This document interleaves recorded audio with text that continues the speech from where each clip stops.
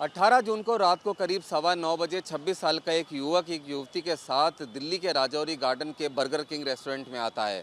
अचानक ही 9:15 बजे के करीब उसकी पीछे की सीट पर बैठे हुए दो युवक ताबड़तोड़ गोलियां चलाना शुरू कर देते हैं और वो युवक भागकर किचन की साइड में जाकर छुप जाता है, लेकिन उसके बावजूद उस पर लगातार गोलियां चलती रहती हैं। 40 राउंड गोलियां चली, जिसके बाद मौके पर पुलिस पहुंची। तब पुलिस को एक युवक की लाश मिली।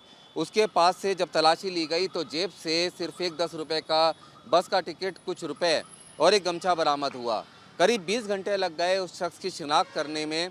जो युवती उस युवक के साथ मौजूद थी वो भी वहां से फरार हो चुकी थी। जब शिनाख्त की गई 20 घंटे के बाद, तब पता चला कि युवक हरियाणा के झांसी गांव का रहने वाला अमन जून है। अमन जून के बारे में बताया जाता है कि इससे पहले भी अमन जून के ऊपर हत्या की कोशिश की गई थी, गोलियां चली थी, जब वो दाबोदा गांव में एक ढाबा चलाया करता था। अभी इस हत्याकांड को कुछ ही समय हुआ था कि अचानक से हिमांशु भाऊ नाम के गैंगस्टर, जो कि पुर्तगाल से अपना गैंग चला रहा है, उसने इस हत्याकांड की जिम्मेदारी ली और कहा कि उसने और उसके भाई ने मिलकर इस हत्या को अंजाम दिलवाया है और शक्ति दादा की हत्या का बदला लिया है और बाकी सबका भी नंबर आएगा। अब इस पूरे मामले के बाद शक्ति सिंह का नाम उभर कर सामने आया। शक्ति सिंह भी हरियाणा के झज्जर का रहने वाला था और जब वो स्टेडियम से लौटकर आ रहा था तब उसके ऊपर दो युवकों ने ताबड़तोड़ फायरिंग की।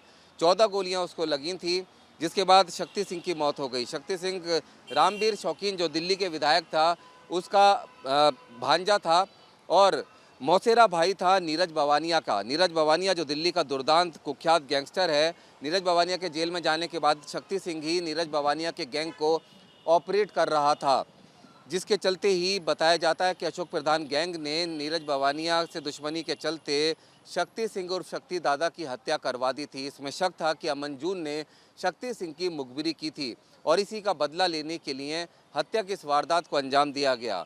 जो महिला इस शख्स के साथ थी, अमन जून के साथ थी रेस्टोरेंट में जिस समय हत्या हुई, उसके बारे में पुलिस सूत्रों का कहना है कि उसका नाम तनु है, 24 साल की है, पंजाब की रहने वाली है। उसके खिलाफ भी कई मुकदमे दर्ज हैं। ऐसी आशंका है कि उसने ही हनी ट्रैप में फंसाकर अमन जून को यहाँ रेस्टोरेंट में बुलाया था और उसके बाद हत्या की इस वारदात को अंजाम दिया गया, क्योंकि हमलावरों ने लड़की को बचाते हुए फायरिंग की थी।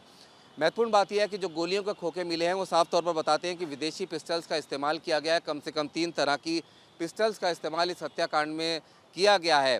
साथ ही जो क्रिमिनल्स थे, हत्या करने वाले थे, वो पूरी तरह से बेखौफ थे और किसी बड़े गैंग से जुड़े हुए थे, क्योंकि यहाँ से थाना महज 6 मिनट पैदल की दूरी पर है। कुछ 100 मीटर की दूरी पर ही थाना है। थाने के पास इस तरह की वारदात को अंजाम देना अपने आप में एक बड़ी बात है। फिलहाल इस पूरे मामले में अब गैंगवार की आशंका से भी इनकार नहीं किया जा रहा है, क्योंकि अशोक प्रधान गैंग और नीरज बवानिया गैंग आपस में रंजिश रखते हैं और इस गैंगवार में पहले कई लोगों की जान जा चुकी है। लेकिन पिछले काफ़ी समय से काफ़ी शांति थी। नीरज बवानिया के बारे में कहा जाता है कि तिहाड़ जेल में उसको आइसोलेशन में रखा गया है, किसी से उसे मिलने या बात करने की इजाज़त नहीं है। ऐसे में कैसे नीरज बवानिया ने इस हत्याकांड को अंजाम देने का आदेश या संदेश हिमांशु भाऊ तक पहुंचाया, इसकी भी जांच की जा रही है। लेकिन अब जिस तरह से अमन जून की हत्या हुई है, अमन जून को अशोक प्रधान गैंग का करीबी माना जाता है। ऐसे में अब दिल्ली और आसपास के इलाकों में गैंगवार फिर से छिड़ जाने का डर लगातार बना हुआ है। फिलहाल पुलिस उस लड़की की तलाश में जुटी हुई है जिसका नाम तनु बताया जा रहा है और इस हत्याकांड की तमाम परतों को खोलने में अपनी इन्वेस्टिगेशन में जुटी है। हाल ही में दिल्ली के राजौरी गार्डन थाने के इलाके में एक रेस्टोरेंट बर्गर किंग के नाम से उसमें गोलियां चली हैं और उन गोलियों में विदेशी हथियारों का इस्तेमाल होना बताया गया है। और इसमें सबसे इम्पोर्टेंट बात यह है कि ये बर्गर किंग का जो रेस्टोरेंट है ये थाने से बहुत ज़्यादा दूर नहीं है। इससे ये प्रतीत होता है कि जो क्रिमिनल्स हैं उनके इरादे अब ठीक नहीं है और दोबारा से वो चाहते हैं कि दिल्ली में एक्सटॉर्शन, गैंगवार ऐसी घटनाओं को बढ़ावा दिया जा सके। उससे कुछ दिन पहले वेस्ट दिल्ली में ही फ्यूजन कार वाले को धमकी दी गई थी, वहाँ पर गोली चली थी। उसके बाद किसी एक और शख्स को भी कॉल आई, धमकी की कॉल आई। इस प्रकार से ऐसा लग रहा है कि क्रिमिनल्स जो इंटरस्टेट गैंगस्टर्स हैं, ख़ासतौर से जो अपना नाम चमकाना चाहते हैं, इस प्रकार से डराकर या ऐसे इंसिडेंट करने के बाद में लोगों के दिल में ऐसा खौफ पैदा करना चाह रहे हैं ताकि वो उनके नाम से फिरौती दें, प्रोटेक्शन मनी दें या कोई ऐसा एक्सटॉर्शन का पैसा उनको मिले। ये एक प्रकार से इन अपराधियों की एक प्रवृत्ति रही है कि ऐसे घटनाओं को अंजाम देने के पर्पज से वो अपना नाम चमकाना चाहते हैं, यानी कि वो चाहते हैं कि उनका नाम रहे, दुनिया के लोगों के दिमाग में नाम रहे, और बाद में वो अपना ऑन भी करते हैं कि ये काम हमने किया है।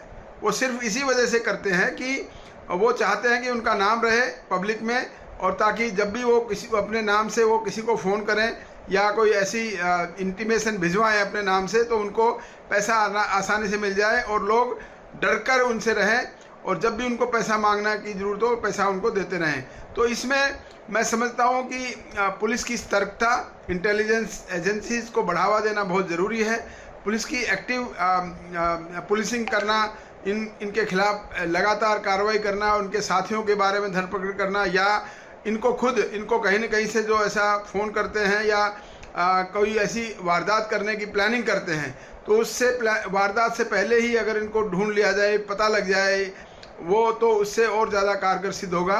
ख़ास तौर से इसमें वही युक्ति काम आएगी कि इंटेलिजेंस अपना बढ़ावा दिया जा सके, मुखबर का नेटवर्क, जो हमारा जो इंटेलिजेंस का नेटवर्क है, उसको बढ़ावा देकर इन क्रिमिनल्स के बारे में ज़्यादा से ज़्यादा पता करना, जल्द ही पता करना ज़रूरी है, वरना दिल्ली को इस प्रकार से दहलाने वाली इंसिडेंट्स से लोगों का भरोसा उठ जाएगा, लोगों पर का पुलिस और प्रशासन के प्रति वो रहेगा कि दिल्ली में लॉ एंड ऑर्डर की सिचुएशन ख़राब है। इसलिए ये बहुत ही सीरियसली इस बात को लेना चाहिए, और मैं समझता हूँ कि दिल्ली पुलिस की क्राइम ब्रांच और स्पेशल सेल जैसी यूनिट्स हैं, वो ये काम करने में सक्षम हैं, और वो इस काम पर लगे भी हुए होंगे, और जल्द ही इन लोगों का पता लगाकर इनके खिलाफ सख्त से सख्त कार्रवाई की जा सकती है। रुमान उल्लाह खान, न्यूज़ नेशन, दिल्ली।